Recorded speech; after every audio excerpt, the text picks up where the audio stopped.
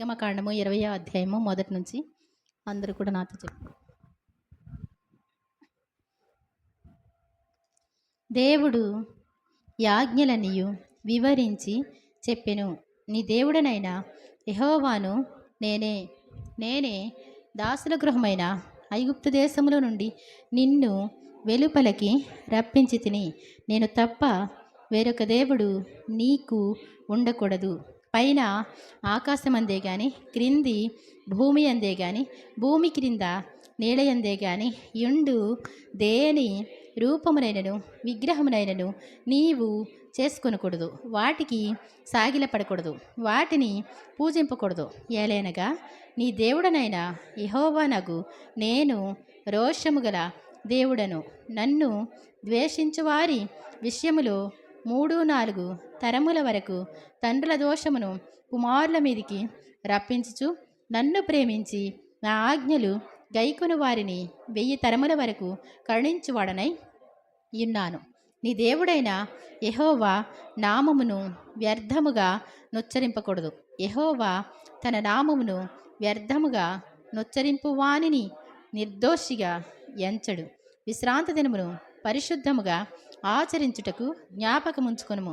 6 దినములు నీవు కష్టపడి నీ పని అంతయు చేయవలెను. 7వ దినము నీ దేవుడైన యెహోవాకు విశ్రాంతి దినము. దానిలో నీవైనను, నీ కుమారుడైనను, నీ కుమార్తెనను, నీ దాసుడైనను, నీ దాసి అయినను, నీ పశువైనను, నీ ఇండ్లలోనున్న పరదేశి అయినను ఏ పనియు చేయకూడదు. 6 దినములలో యెహోవా ఆకాశమును, భూమియు, సముద్రమును, వాటిలోని సమస్తమును సృజించి 7వ దినమున విశ్రమించెను. అందుచేత యెహోవా విశ్రాంతి దినమును ఆశీర్వదించి దాని పరిశుద్ధపరచెను. నీ దేవుడైన యెహోవా నీకనుగ్రహించు దేశములో నీవు దీర్ఘాయుష్మంతుడు అన్నట్లు నీ తండ్రిని నీ తల్లిని సన్మానించుము. నరహత్య చేయకూడదు, వ్యభిచరింపకూడదు, దొంగిలకూడదు, నీ పొరుగువాని మీద అబద్ధ సాక్ష్యము పలుకకూడదు, నీ పొరుగువాని ఇల్లు ఆశింపకూడదు, నీ పొరుగువాని భార్యనైనను, అతని దాసునైనను, అతని దాసినైనను, అతని ఎద్దునైనను, అతని గాడిదనైనను, నీ పొరుగువానిదగు దేనినైనను ఆశింపకూడదు అని చెప్పెను. ఆమేన్. ప్రేమాగలమా ప్రియ రక్షకుడా, ప్రభువా మమ్ము కనికరించి మేమీ ఆజ్ఞల్ గైకోనుటకు మాయాత్మలను ప్రేరేపించు. ఆమేన్. దేవుని నామానికి స్తోత్రం. మీ అందరికీ నా వందనాలండి. దేవుడు తన మహాకృపను బట్టి మనందరినీ కూడా ఆరోగ్యంగా సజీవ లెక్కలో ఉంచినందుకు దేవునికి స్తోత్రం చెల్లిద్దాం. హల్లెలూయా. అందరూ సంతోషంగా ఉన్నారా? సంతోషంగా ఉంటే మరి ఒకసారి దేవునికి స్తోత్రం చెప్దాం. హల్లెలూయా, హల్లెలూయా.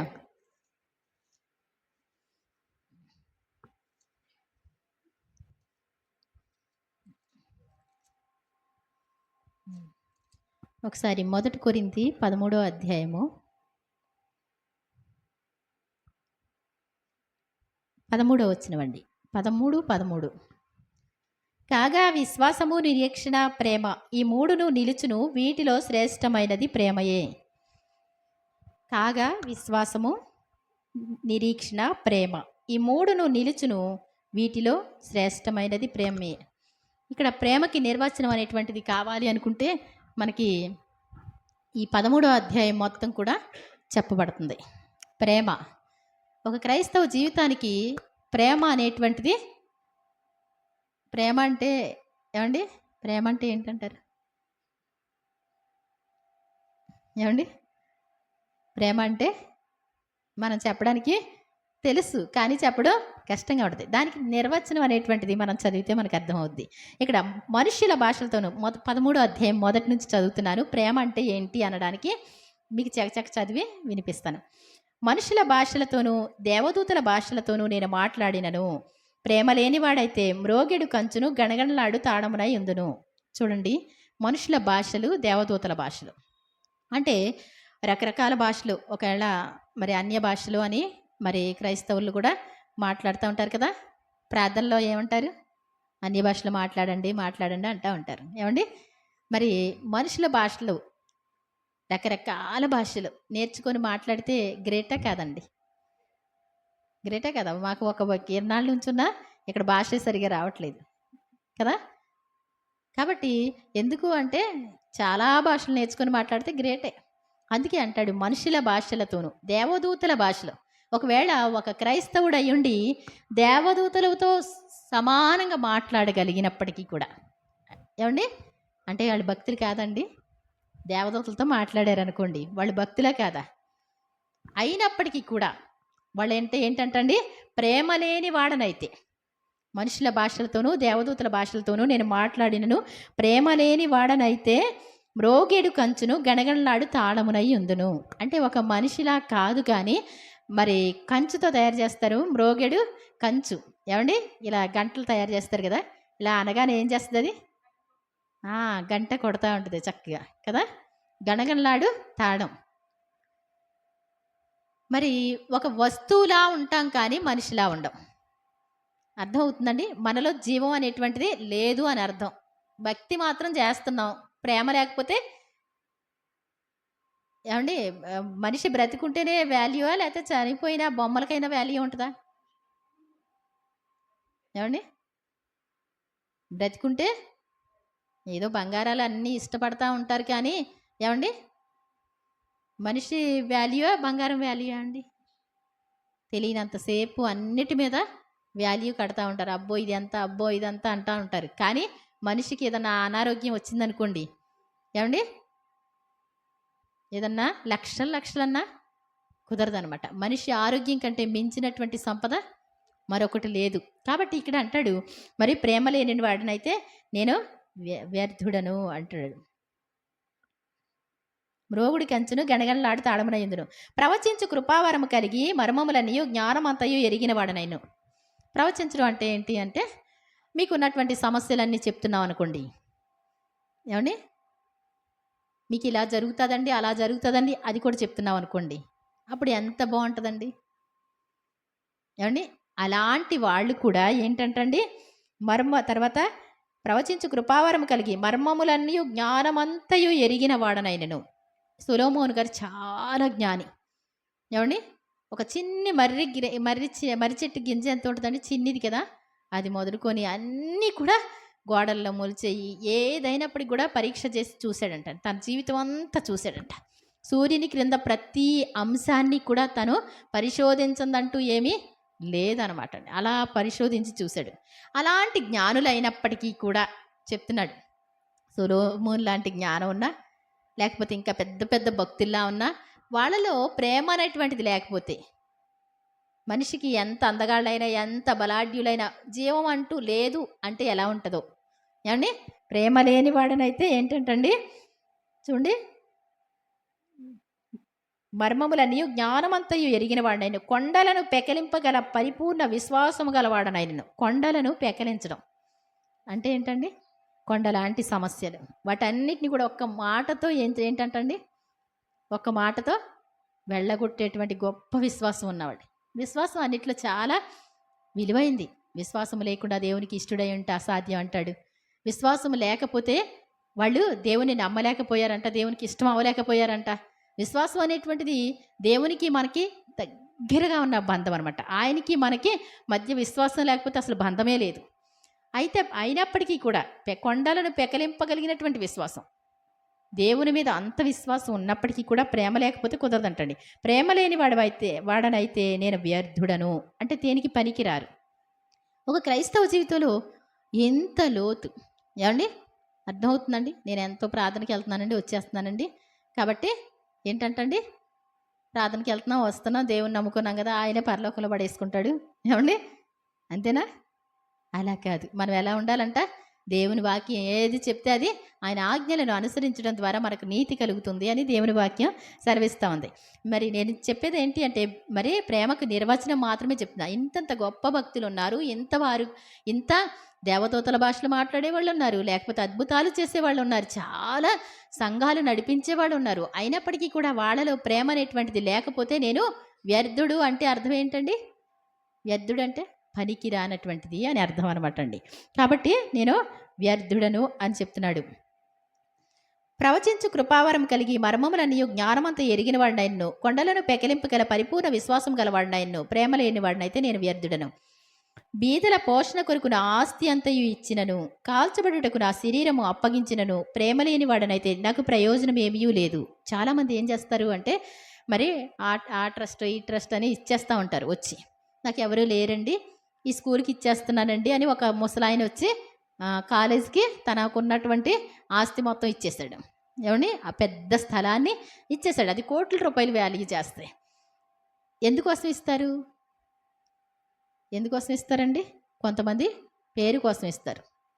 ఇవ్వాలి కదా, మనం ఒక పదవిలో ఉన్నాం కదా, మనకి ఘనతకి ఈ మాత్రమని ఇవ్వాలి కదా అని ఇస్తూ ఉంటారు.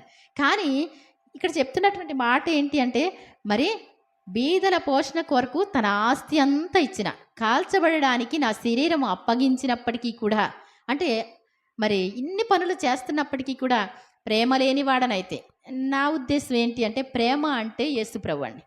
యేసు ప్రభు లేకుండా మీరు ఎన్ని చేసినప్పటికీ కూడా అది ప్రయోజనం లేకుండా పోతుంది. యేసు ప్రభు అంటేనే ప్రేమ అంట. దేవుడు అంటే ప్రేమ స్వరూపి. దేవుడు ప్రేమ అయ్యి ఉన్నాడు.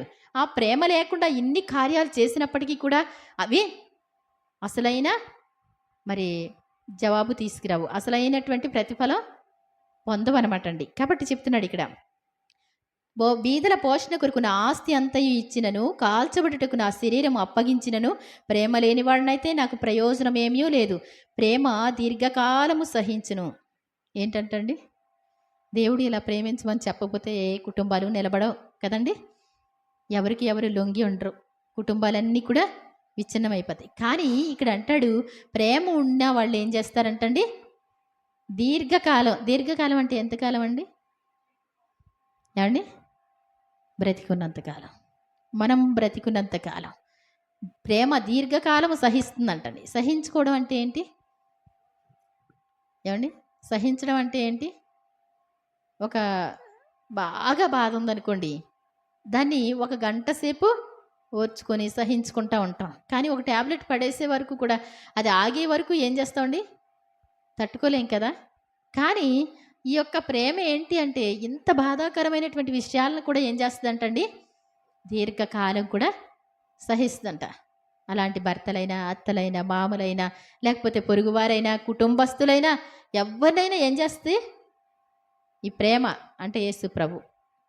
దానికి నిర్వచనం యేసు ప్రభువే. యేసు ప్రభు లేకుండా ఎవరి జీవితంలో కూడా ఆశీర్వాదం ఉండదు. అదంతా వేస్ట్ అయిపోయినట్టు అనమాట. యేసు ప్రభు లేనటువంటి ఐశ్వర్యం, యేసు ప్రభు లేనటువంటి త్యాగాలు, యేసు ప్రభు లేనటువంటి భక్తి. ఏమండి, యేసు ప్రభు లేని భక్తి కూడా ఉంటుందా? ఉండదండి. ఉంటుందండి. మనుషుల కోసం చేసుకునే భక్తి ఉంటుంది. అసలు మరి ఈ హెజ్కేలు గ్రంథంలో చూస్తే అసలు అంటండి వాళ్ళు నా ధర్మశాస్త్రాన్ని నిరాకరిస్తారు అంటాడు. ఏమండి, దాని యాజకులు అంటాడు. ఈ మందిరానికి యాజకత్వం చేసుకుంటూ ఉంటారంట, దేవునికి కాదు. దేవునికి భయపడరు. మరి యేసుప్రభుని సిలువ వేసినప్పుడు ఎలా మాట్లాడుకున్నారండి వాళ్ళు? పైన దేవుడు చూస్తున్నాడు అనేటువంటి తెలుసా వాడికి? తెలియకుండా ఎలా మాట్లాడుకునేవారు? ఆయన ఎలా చంపాలి, పండగ అయిపోయాక పండగలోన ఇలా మాట్లాడుతుంటే దేవుడు చూస్తాడని తెలీదా? అదే ఆ భక్తి అంటే. మరి ఏమండి, ఒక మనిషిని, మామూలు వ్యక్తిని చంపడమే ఏమండి తప్పు అయినప్పుడు, కోపపడితేనే తప్పు అని యేసు ప్రభు సెలవిచ్చినప్పుడు, ఏమండి మరి నిజమైనటువంటి దేవుడిని చంపేయడానికి ప్లాన్ చేస్తే తప్పు కదా. పదవుల కోసం చాలా జాగ్రత్త. ఈ లోకంలో ఏ పదవులు ఎంతో కాలం ఉండవు. మనుషులు అనుకుంటారు వీడిని చంపేస్తే నా పదవి బాగుంటుంది. ఏమండి, సౌలు ఏమంటాడు, యోనాతానుతో అంటాడు, ఆ యెష్షయి కుమారుడు బ్రతికి ఉన్నంతకాలం నీ సింహాసనానికి ఏమాత్రం కూడా జయం ఉండదు. నువ్వేమనుకుంటున్నావు, ఆ యెష్షయి కుమారుడిని ఎందుకు అంత ప్రేమిస్తున్నావు? ఏంటంటండి, నిజంగా నిష్కపటంగా ప్రేమించాడు. దేవుడు ఏర్పాటు చేసుకున్నాడని పదవుల కోసం చూసుకోలేదు యోనాతాన్ని ప్రేమించడానికి దావీదు. కాబట్టి ఏంటంటే మన ప్రేమ నిస్వార్థమైందిగా ఉండాలంటే దీర్ఘకాలం సహించాలంటండి, ఓర్చుకోవాలంటండి. ఏమండి, ఆ తర్వాత అంటాడు చూద్దాం, ప్రేమ దీర్ఘకాలం సహించును, దయ చూపించును, ప్రేమ మత్సరపడదు, ప్రేమ డంబముగా ప్రవర్తింపదు. ప్రేమ ఏంటంటండి, దయ చూపిస్తుంది. దయ అంటే ఏంటి? దయకి నిర్వచనం ఏంటి అంటే, వాళ్ళు ఏ పరిస్థితిలో ఉన్నారో, వాళ్ళు దేనికోసం ఎదురు చూస్తున్నారో, ఆళ్ళ స్థానానికి వెళ్ళి ఒక్కసారి మనం కూడా అలా యోచించడం అంటండి. ఒక ఆకలేసే వాళ్ళకి ఎదురుగుంట నిలబడి చూస్తా ఉన్నారనుకోండి, మనం వెళ్ళి కడుపు నిండా తినొచ్చేస్తాం అనుకోండి. ఏవండి? జస్ట్ కుక్కలొచ్చి చూస్తా ఉంటాయి. ఆ ఎంపీ వాళ్ళు పెంచుకుంటా ఉంటారు కుక్కలు. అలా వచ్చి చూస్తా ఉంటాయి. మళ్ళీ ఉసూరు అనిపిస్తది. మళ్ళీ ఏవండి? కష్టమా కాదండి? దేనికోసం ఎదురు చూస్తా ఉంటాయి? మనుషులైనప్పటికీ కూడా. పర్వాలేదులే అని చెప్పేసి మనమే తినేసి, మనమే పట్టించుకోకుండా ఉంటే, ఏవండి? అంటే క్లాస్‌గా ఏం పెట్టమంటలా. దేవుడేమన్నాడు? మిక్కిలి అల్పులైన వీరికి చేస్తే. చాలా సింపుల్ అండి. పేదలకు చేసేది చాలా సింపుల్‌గా చేయొచ్చు. అఫీషియల్‌గా ఏమీ అక్కర్లేదండి. అవునా కాదండి? చాలా సింపుల్‌గా అనమాట అండి. అంతా మరి ఎవరన్నా పెద్దవాళ్ళు వస్తున్నారంటే ఏవండి? బాగా పెద్దోళ్ళొచ్చారంటే 2000 రకాల కూరలు వండారంట. ఏవండి? 2000 రకాల కూరలు వండితే ఎంత తింటారు అందుట్లో? ఏవండి? ఒక కూర, 2 కూరలే ఎక్కువ కదా! కొంచెం పచ్చడేసి పెట్టినా సరిపోతది కదా పేదోళ్ళకి. కాబట్టి మనం ఏం చేయాలంటే దయ చూపించాలట. ఈ దయ లేనటువంటిది పేరు కోసం కొంతమంది ఏం చేస్తారంటే ఈ రోజున కాస్తంతా మరి వీడియోలు తీస్తున్నారు కాబట్టి పేదలకి సహాయం చేయడం మొదలుపెట్టారు. ఎందుకని? వ్యూస్ ఎక్కువొస్తాయని. ఏవండి? చూస్తే డబ్బులు పడతా ఉంటాయి ఆళ్ళకి. అందుకోసం చేస్తా ఉన్నారు. పోన్లే ఎలాగో చేస్తున్నారు. కానీ అది అసలైన ప్రేమ అవుతదా? అంటే ఏవండి? యేసు ప్రభువు లేనటువంటి సహాయాలు, యేసు ప్రభువు లేకుండా చేసేటువంటి అన్నీ కూడా నిజంగా కాదు. దేనికోసమో ఆశపడి ఏవండి? దేనికోసమో చేస్తున్నటువంటి కాబట్టి ఇక్కడ అంటాడు మరి ప్రేమ దయ చూపించును. ప్రేమ మత్సరపడదు. మత్సరపడడం అంటే ఏంటి అంటే ఏవండి? మత్సరము ఎముకలకు కుళ్ళంటండి. ఎముకలకు బోన్ క్యాన్సర్ ఉందనుకోండి, వాళ్ళు ఏమైనా చేయగలరా? నేను ఒక ఆవిడని చూశాను బోన్ క్యాన్సర్ వచ్చిన ఆవిడని. ఏవండి? ఇలా పట్టుకున్నారనుకోండి, చెయ్యి పట్టుకుంటే చెయ్యి విరిగిపోతా ఉంటది. కాలు పట్టుకుంటే కాళ్ళు విరిగిపోతా ఉంటది. అర్థమవుతుందండి? ఇలా ఈ ఈ టైప్‌లో పట్టుకుందాం అని కాదు. ఇలా అన్నామనుకోండి చిటుకుమని ఇరిగిపోద్ది ఇక్కడ. ఇంకేం పట్టుండదనమాట. అంత తినేస్తా ఉంటది. మత్సరం అంటే ఏంటి అంటే ఎదట వాళ్ళ మేలును ఓర్చుకోలేనటువంటి దాన్ని ఏమంటారు? ఆ! ఈ యేసు ప్రభు యొక్క గుణం అది కాదండి. దేవుని యొక్క గుణం ఏంటి? ఎదటి వాళ్ళకి సహాయం చేయడమే. ఎంత కష్టమైనప్పుడే. ఏవండి? ప్రేమతో ప్రాణమును అర్పించినావు శ్రమల సంకెళ్ళైన శత్రువును కరుణించు వాడవు నీవే. ఏంటంటండి? ప్రేమతో ప్రాణాన్ని అర్పించి శ్రమలైన సంకెళ్ళైన ఏవండి? అంత భరించాలండి. ప్రేమ కోసం సహించుకున్నాడు. యేసు ప్రభు బాలుడిగా ఉన్నప్పుడు ఏవండి? అతన్ని రాజు ఆ బాలుని చంపేయాలని చూసినప్పుడు ఈజిప్ట్‌కి పారిపో అని దేవుని దూత చెప్పినప్పుడు యోసేపు ఆ చంటి బిడ్డను ఎత్తుకొని ఎక్కడికి వెళ్ళిపోయాడంట? ఐగుప్తుకి వెళ్ళిపోయిన తర్వాత కొన్నాళ్ళు పెరిగిన తర్వాత ఏవండి? ఒక 10 సంవత్సరాలు ఎలాగో వచ్చిన తర్వాత అప్పుడు ఏమంటాడు? ఆ బాలుని చంప చూసినవాడు చనిపోయాడు. ఇప్పుడు వెళ్ళు. ఏవండి? ఏంటో తెలుసా? ఏవండి? ఆయన మీద ఆయన మీద కంకణం కట్టిన వాళ్ళని ఒక్క దెబ్బతో లేపేయొచ్చు. కానీ ఏం చేశాడు ఆయన? ఆయన తగ్గించుకొని ఆయన ఓర్చుకున్నాడు తప్ప వాళ్ళకి ఏ కీడు చేయలేదు. అది దేవుని యొక్క స్వభావం. వాడి యొక్క ఆయుష్ ఎంత ఇవ్వబడిందో అంత ఇచ్చేసాడు అంతే. ఆ రాజుకి ఎంత ఆయుష్ కావాలో హేరోదుకి అంత ఇచ్చాడు. అంతేగాని యేసుప్రభుని చంపడ చూశాడు కాబట్టి తీసేయలేదండి. అర్థమవుతుందండి? కాబట్టి మనం మరి యేసుప్రభు ప్రేమను అర్థం చేసుకుంటే ఏంటంటండి? ప్రేమ మత్సరపడదు. ఏవండి? ఎదట వాళ్ళ మేలుని చూస్తూ ఉంటుంది. ఎవ్వరి కోసం కూడా ఆయాసపడకుండా తగ్గించుకొని ఏవండి? యేసుప్రభుని చంపేయాలి అనుకున్నారు. ఎందుకు చంపాలనుకున్నారు? అద్భుతాలు, ఆశ్చర్యకార్యాలు జరుగుతూ ఉంటే అందరూ కూడా ఆయన వెంట వెళుతూ ఉంటే ఆయన్ని అనుసరిస్తూ ఉంటే మన దగ్గరికి ఎవరు రావట్లేదు కానీ ఆయన్ని చంపేయాలి. ఎత్తైన పర్వతం మీదకి మెల్లిమెల్లిగా తీసుకెళ్ళిపోయి అక్కడి నుంచి త్రోసేద్దామన్న ప్లాన్ అంటండి. అప్పుడు యేసుప్రభువారు ఏం చేశారో తెలుసా? వాళ్ళందరికీ కూడా మెల్లిగా అటు ఇటు చేసి తప్పించుకొని పారిపోయాను అని ఉంది. పారిపోవాలండి యేసుప్రభువారు? నిజంగా అతి ఎత్తైన ప్లేస్‌కి తీసుకెళ్ళి అక్కడికి మరి తీసుకెళ్ళిన తర్వాత అక్కడ త్రోసేద్దామని ప్లాన్ చేసుకున్నారు వాళ్ళు. కాబట్టి నిజంగా యేసుప్రభువారు ఎక్కడ హాని తలపెట్టలేదు. ఎవ్వరి మేలు ఎవరికైనా మేలే చూశారు, అంతేగాని ఎవరికి కీడు యోచించలేదు. చూడండి ఆ తర్వాత, మత్సరపడదు, ప్రేమ డంబముగా ప్రవర్తింపదు. డంబం అంటే ఏంటి? డంబం అంటే ఏంటండి? లోపల ఒకటి ఉంటుంది, పైన ఒకటి కదా, దాన్ని డంబం అంటారు. ఏమండి? పై పైకి ప్రేమగా మాట్లాడడం, లోపల ఏముంటుంది? లోకమంతా కూడా ఇలాగే ఉంటుంది కదా. నా అంతరంగంలో ఏమండి అబద్ధం ఉంటే అంటాడు, నా అంతరంగంలో కోపం ఉంటే అంటాడు దావీదు భక్తుడు, దేవుడు నన్ను నాశనం చేస్తాడు అంటాడు. ఏమండి? అంతరంగంలో కూడా ఏముండకూడదు?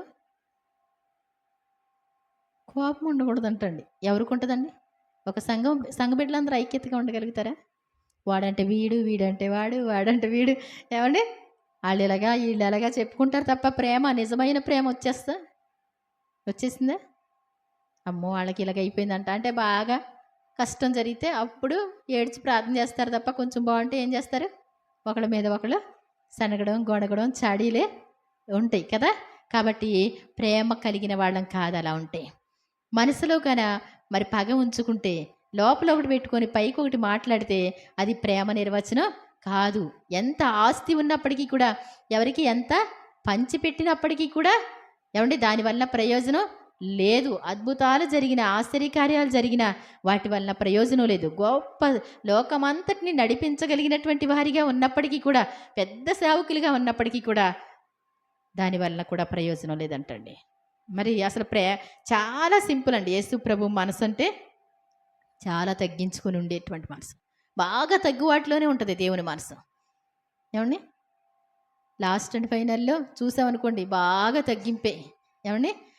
మార్తమ్మ గారు అని ఒక ఆవిడ ఉంది కదా, మీరు ఎలా వెళ్తారండి ప్రార్థనకి? మరి పెన్షన్ వచ్చేటువంటి వారంలో ఒకవేళ ఆదివారం వచ్చిందనుకోండి, ఆ ఆదివారం మీరు పెన్షన్ తీసుకుంటారా, ప్రార్థనకి వెళ్తారా? అయ్యి బాబోయ్ ఏంటంటుందని, ప్రార్థనకి అలా ఎత్తగానే ఏమంటుంది? అయ్యి బాబోయ్ ఇలా అవ్వరా అంటుంది అనమాట. అందుట్లో ఏమండి ఇంకేముంది, ఏమండి ప్రార్థనకి వెళ్ళిన తర్వాతేనంటండి. ప్రార్థన ఒక వారం కూడా మా అన్న నేను వెళ్తాను, కూర్చుంటాను, మళ్ళీ లేవను. ఏమండి? మరి నిజంగా ఎన్నో బాధ్యతలు పెట్టుకున్నటువంటి మనకి ఉరుకుల పరుగుల మీద అవన్నీ లెక్కకు వస్తాయా? ప్రార్థనలోకి వచ్చి కూర్చున్నది లెక్కకు వస్తుందా? మరి లాజరు అనేటువంటి వాడు కురుపులతో నిండి ఉన్నాడు, ధనవంతుడు చాలా హోదా కలిగినటువంటి వాడిగా ఉన్నాడు. ఇప్పుడు ఇద్దరిలో ఏమండి ఎవరు ఈజీగా వెళ్ళిపోయారు పరలోక రాజ్యం? కుక్కలు నాగుతున్నాయంట ఒక ప్రక్కన. ఏమండి? ఈ ధనవంతుడు తిన్నటువంటి రొట్టె ముక్కలన్నీ కూడా ఊడ్చేసి బయట పారబోస్తే ఆ చెత్త కుప్ప కాడ కూర్చొని తినేవాడంట.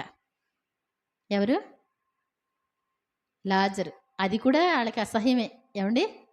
ఒక కుక్క ఉందనుకోండి, దానికి కురుపులు ఉన్నాయి అనుకోండి, ఏం చేస్తారు? చిచ్చి చిచ్చిచి అంటారు. ఏమండి?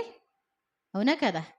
మంచి కుక్క అయితే కొంచెం తినేస్తారు, కానీ ఏదైనా కొంచెం రోగం కలిగిన కుక్క దరిదాపుల్లోకి వస్తుంటే, కొంచెం వాసన వస్తుంటే ఏం చేస్తారండి? ఏం చేస్తారు? తోలేస్తారు కదా, దానికి ఏమి వేయరు. మనుషులు కూడా ఏమండి? మనుషులు కూడా అంతే, బాగా కష్టంగా ఉంటే, కురుపులతో ఉంటే తన్నెవరు పట్టించుకున్నారండి? తన్నెవరు కూడా పట్టించుకోలేదు. అయినప్పటికీ కూడా అతను చనిపోయి దేవదూతల చేత ఏమండి అబ్రహాము రొమ్మున ఆనుకోవడానికి కొనుక్కోబడ్డాడంట. దేవుని స్తోత్రం చెప్దాం. ఈ లోకంలో ఎలాంటి జీవితం జీవించావు, భూమి మీద ఎంత సంపాదించావు, భూమి మీద ఎలా ఉన్నావు అనేటువంటిది కాదు, కానీ అసలు ఏమండి ఎంత ఈజీగా ఏమీ లేకపోయినా పర్వాలే, కానీ దేవుని రాజ్యాన్ని సంపాదించుకోవడం, ఎక్కువ బాధ్యతలు, ఎక్కువ భారాలు ఉంటే మాత్రం వాళ్ళు తప్పిపోతూ ఉంటారు. చాలా కష్టమైన పరిస్థితి. కాబట్టి ఇక్కడ అంటాడండి, మరి ప్రేమ డంబముగా ప్రవర్తింపదు, అది ఉప్పొంగదు. ఉప్పొంగడం అంటే ఏంటి? నేను ఏదో గొప్పగా ఉండాలి అని చూపించుకోదు. యేసు ప్రభు ఏమండి సముద్రం మీద గాలి తుఫాను రేగినప్పుడు వాళ్ళు, అయ్యో ప్రభువా నశించిపోతున్నాం, నీకు చింత లేదా? ఇలా జస్ట్ ఎప్పుడు నిద్రపోలేదండి, కానీ ఏమండి అమరమున తల అలా వాల్చుకున్నాడంటండి, ఇలా ఒక్క కొనుకు. అప్పుడు వెంటనే లేచి గాలిని, సముద్రాన్ని గద్దించడం అంటే ఏంటి? ఏయ్ సముద్రం ఆగు అన్నాడంతే, గాలి ఆగు అన్నాడంతే.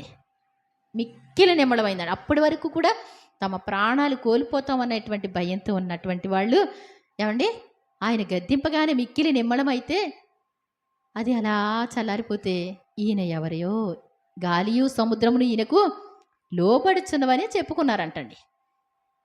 నేను పరలోకం నుండి వచ్చినటువంటి దేవుని కుమారుడిని కాబట్టి నాకు అధికారం ఉంది కాబట్టి అన్నాడండి.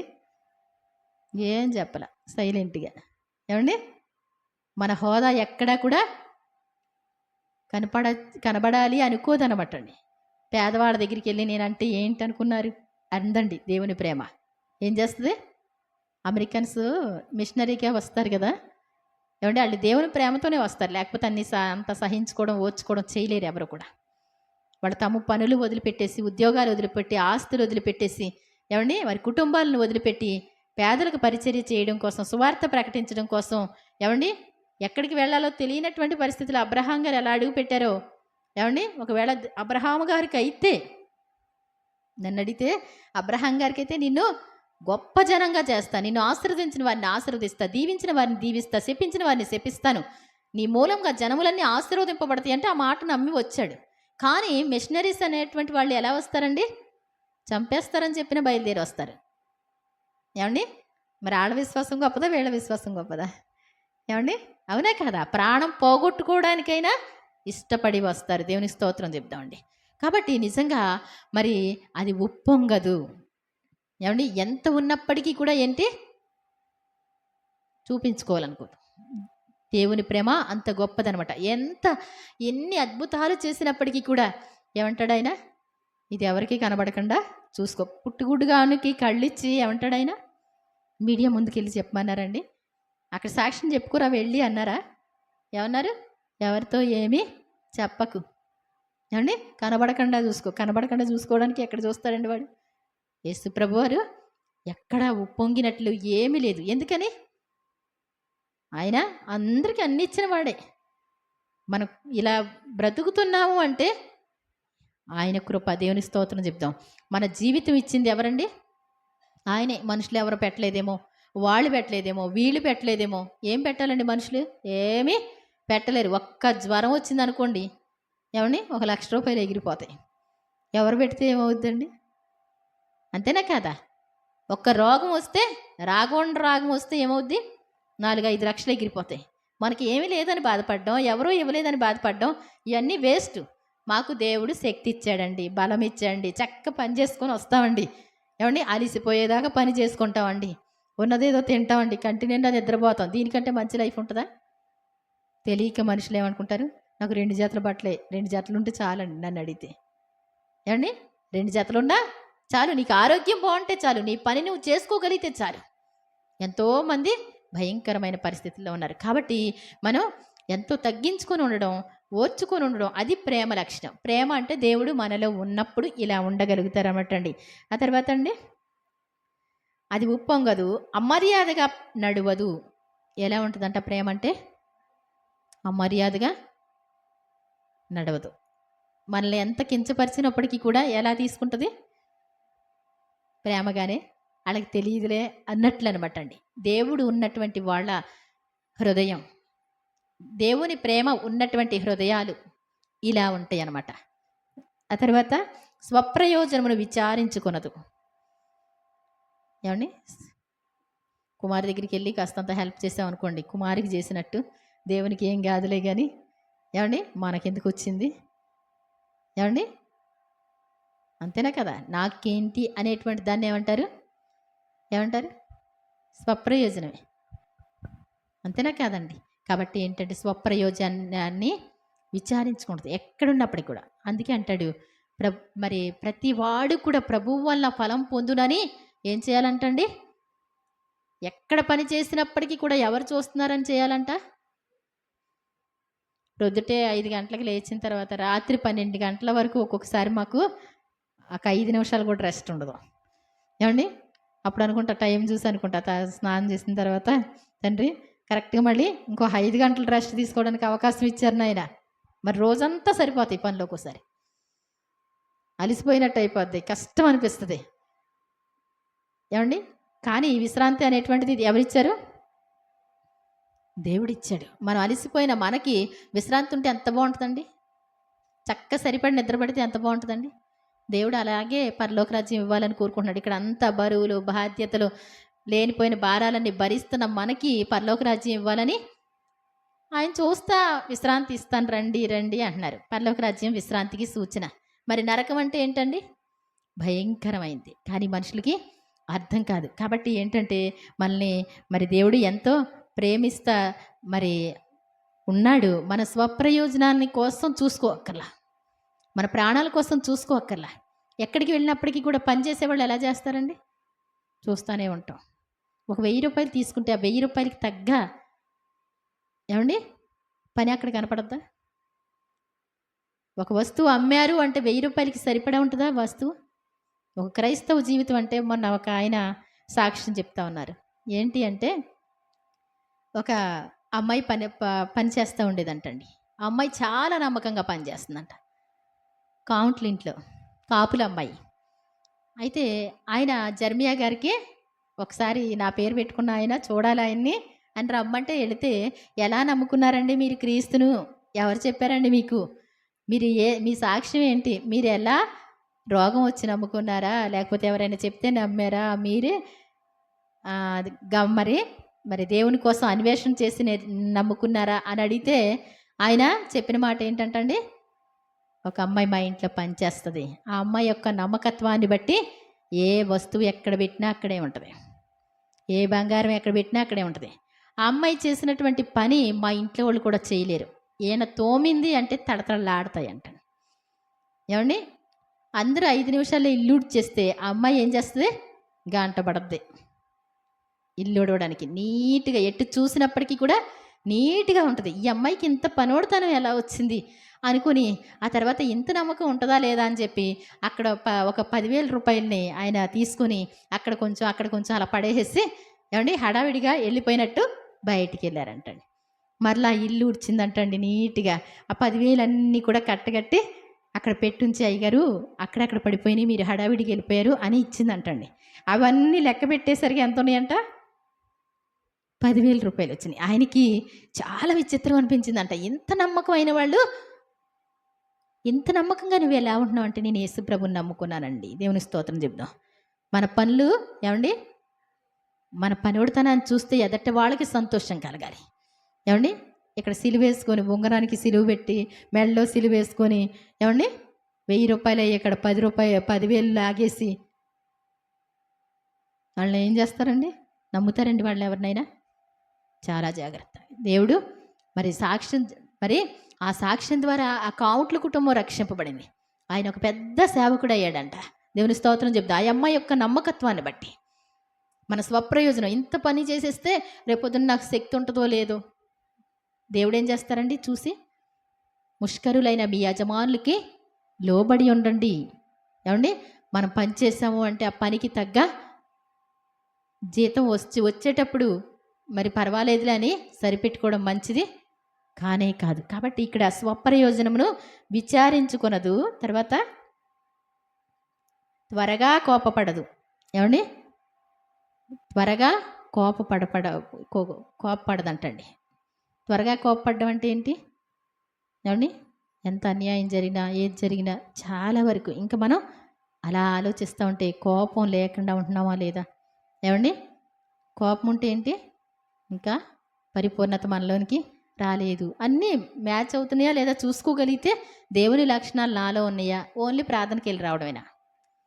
ఏమండి, రోజు బైబిల్ చదవచ్చు, ప్రార్థన చేయొచ్చు, పెద్ద భక్తులు అయిపోవచ్చు, ఒకవేళ పెద్ద పెద్ద మందిరాలు కట్టవచ్చు, దానివల్ల ప్రయోజనం లేదు. కానీ దేవుని యొక్క లక్షణాలు, ఇప్పుడు చెప్పబడుతున్నటువంటి లక్షణాలు మనలో లేకపోతే దేవునికి మనకి సంబంధం లేదు. ఒక చిన్ని దాంట్లో కూడా ఏం చేయాలి మనం? చిన్నగా కూడా నమ్మకం అనేటువంటిది ఉండాలి వద్దా? మనం బస్సులో వెళ్తున్నాం అనుకో, ఎక్కడో కూర్చున్నాం అనుకోండి, కొంతమంది పాస్టర్లు వస్తూ ఉంటారు కదా, కూర్చుంటారు. హలో ఎక్కడున్నారండి అంటే ఏమంటారండి? కోరసుగుడు అనరు, ఎక్కడ అంటారు? ఏమంటారండి? నేనా వినాయకపురాన్ని ఉన్నాను, చెప్పు ఏం కావాలో చెప్పు అంటూ ఉంటారు. ఎందుకంటే కరెక్ట్ చెప్పచ్చుగా. ఏమండి, ప్రతీది కూడా ఏం చేయాలి మనం? ప్రతి పాయింట్ కూడా కరెక్ట్గానే ఉండాలి. ఒక్క రూపాయిలో కూడా లెక్కేస్తే ఎలా ఉండాలి? నీ లెక్కలన్నీ దేవుడు చూస్తూనే ఉంటాడు. ప్రతీదీ లెక్క కడతానే ఉంటాడు దేవుడు. మనకొచ్చే అమౌంట్ ఎంత, నువ్వు చేసే పని ఎంత, నీకు లెక్క తెలవకపోవచ్చు. నువ్వు వాడేది నీకు లెక్క తెలవకపోవచ్చు. నువ్వు తినేది నీకు లెక్క తెలవకపోవచ్చు. కానీ అన్నీ కూడా ఏమైపోతాయి? దేవుని దగ్గర లెక్కలు వచ్చేస్తాయి. కాబట్టి మనం ఎలా ఉండాలి? చాలా జాగ్రత్తగా ఉండాలి. మనం మరి దేవుని కోసం నిలబడిన వారిగా ఉండాలి. సంతోషంగా దేవుని సేవించే వారిగా ఉండాలి.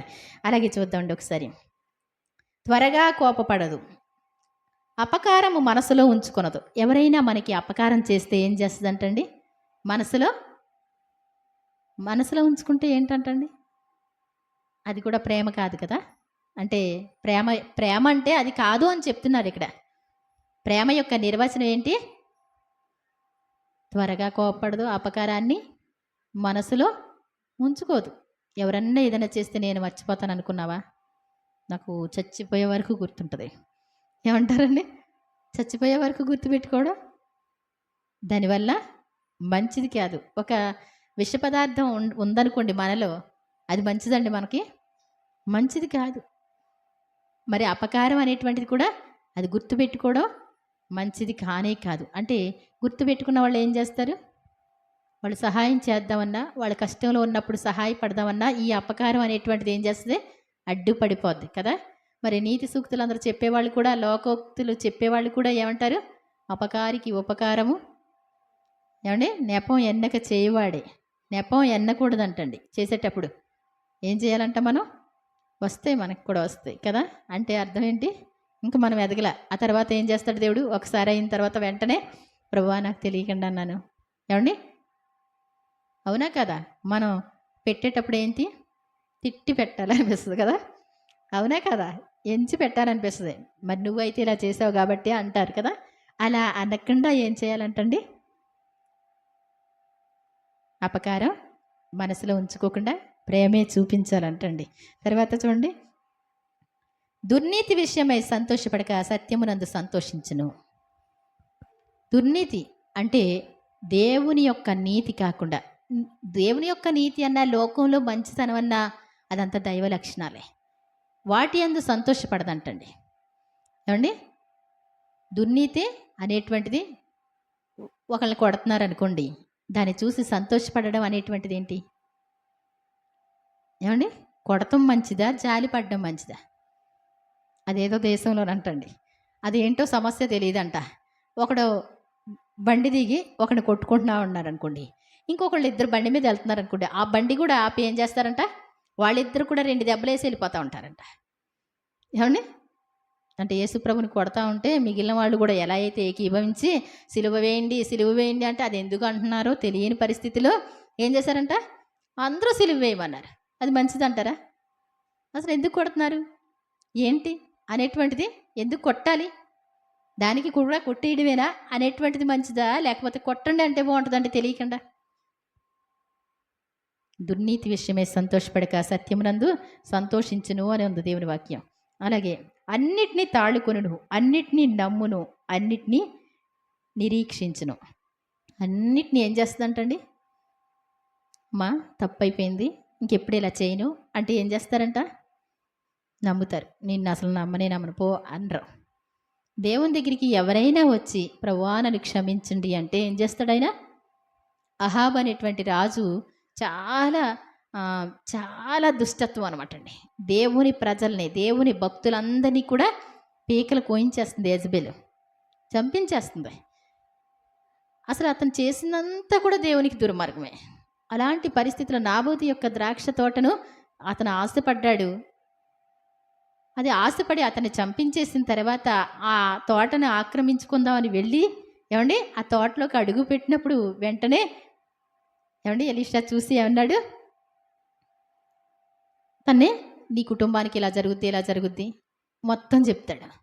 ఆ మాటలన్నీ విని, చాలా దారుణమైనటువంటి మాటలు, కుటుంబంలో అందరూ కూడా శాపగ్రస్తులు అయిపోయి ఒక్కళ్ళు కూడా సమాధికి వెళ్ళారనమాట అండి. అటువంటి పరిస్థితులు అవన్నీ కూడా విన్న తర్వాత ఇంటికి వెళ్ళిన తర్వాత గోనిపట్ట కట్టుకొని అంటండి వ్యాకుల పడతా, అయ్యో ఇంత ఘోరమైన పాపం తెచ్చుకున్నానా అని అహాబు వేదన పడతా ఉంటే దేవుడు అంటాడు అతని దగ్గరికి వెళ్ళి, నేను చేయదలిచినటువంటి కీడు చేయనని చెప్పు.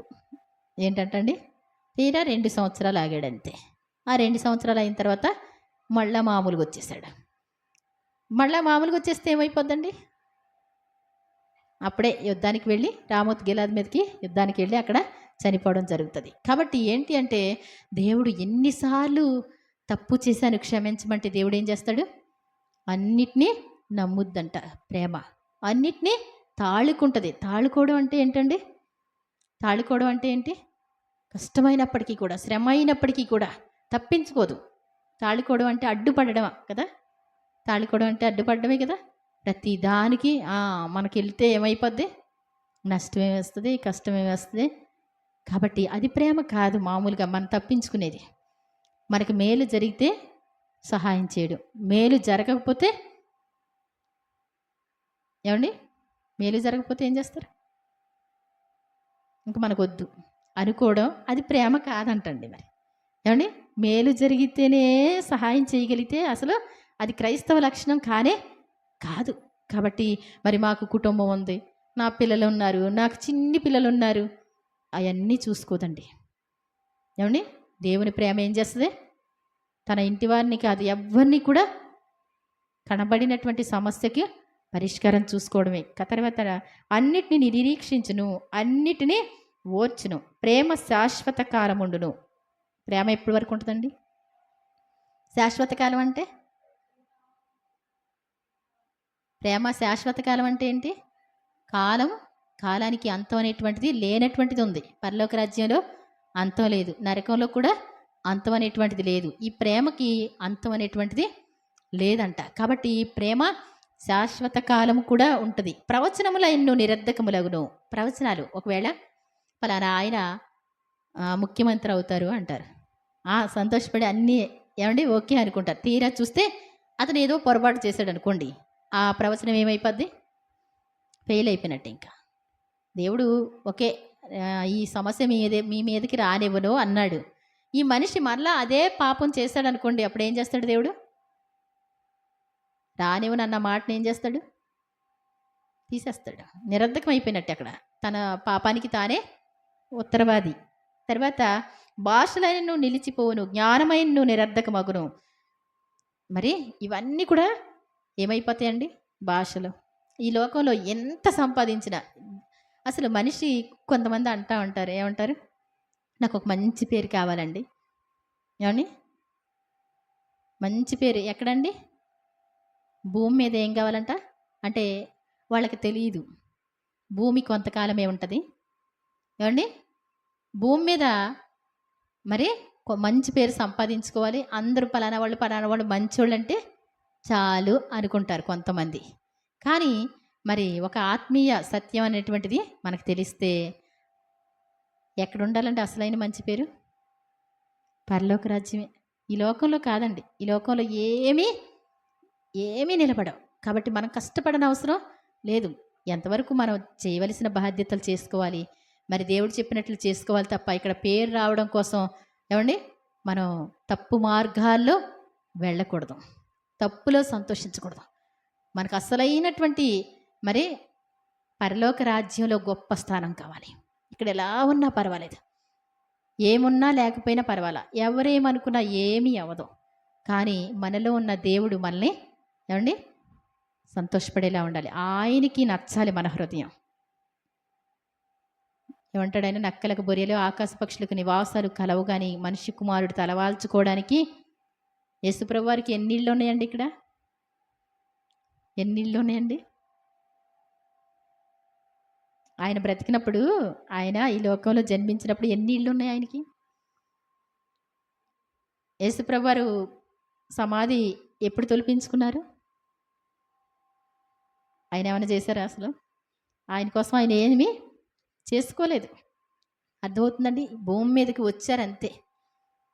ఆయన ఏది కూడా తన కోసం అంటూ ఏది చేసుకోవాలి. కొంతమందికి ఎలా ఉంటుందండి? నా కోసం, సొలొమోన్ అంటాడు, నా కోసం ఏం చేశాను నేను?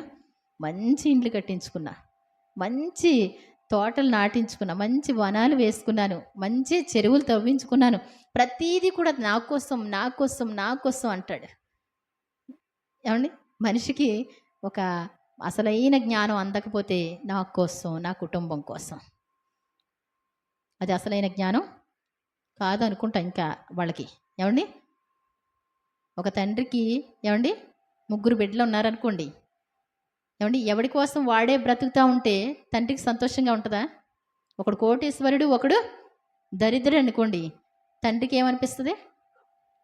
వాడికి కూడా పెట్టొచ్చు కదా. ఈ లోకంలో ఉన్న బిడ్డలందరూ ఎవరి బిడ్డలు? దేవుని బిడ్డలే. కాబట్టి దేవుడు ఆయన ప్రతి ఒక్కరిని సమానంగా చూస్తాడు ఆయన. కాబట్టి అందరినీ మనం ఏమనుకోవాలంట? సహోదరులు అనుకోవాలి. ప్రతి ఒక్కరికి కూడా మనం వాళ్ళ కష్టంలో ఉన్నప్పుడు ఏం చేయాలంట? అదే బాధ మనకొస్తే, అదే కష్టం మనకొస్తే అని చెప్పి మనం ఏం చేయాలి?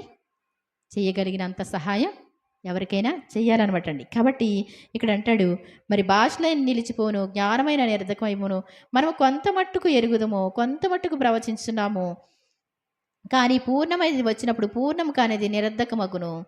నేను పిల్లవాడనై ఉన్నప్పుడు పిల్లవాని వలె మాట్లాడుతుని, పిల్లవాని వలె తలంచితిని, పిల్లవాని వలె యోచించితిని. ఇప్పుడు పెద్దవాడనై పిల్లవాని చేష్టలు మానివేసి తిని, ఇప్పుడు అద్దంలో చూచి ఉన్నట్టు సూచనగా చూచుచున్నాను, అప్పుడు ముఖాముఖిగా చూతుము. ఇప్పుడు కొంత మట్టుకే ఎరిగి ఉన్నాను, అప్పుడు నేను పూర్తిగా ఎరగబడిన ప్రకారం పూర్తిగా ఎరుగుదము. అంటే ఏంటండి? పెద్దోళ్ళు లోపలనే జ్ఞానం వచ్చేద్ది అనుకుంటున్నారా? ముసలోళ్ళు అయినంత లోపలనే జ్ఞానం వచ్చేద్ది అనుకుంటున్నారా? ఏమండి? ముసలోళ్ళు అది కాదు. ఆత్మీయతలో పెద్దతనం ఆయన చెప్పింది. ఆత్మీయతలో కొంతన నేర్చుకున్నామా మనం? పిల్లలు వచ్చి ఏం చేస్తారండి? చిన్న పిల్లలు ఏం చేస్తారు? హైవే నిర్మాణం ఉన్నారు కనుక ఏమంటారండి? ఈ మా అమ్మ వాళ్ళు అక్క ఇలా చేసింది అంటాడు. ఏమండి? తమ్ముడు అలా చేశాడు అంటారు. స్కూల్లో ఇలా చేశారంటారు. అది ఎప్పుడు? చిన్న పిల్లలు కాబట్టి. పెద్దోళ్ళు అయిన తర్వాత చెప్తారండి.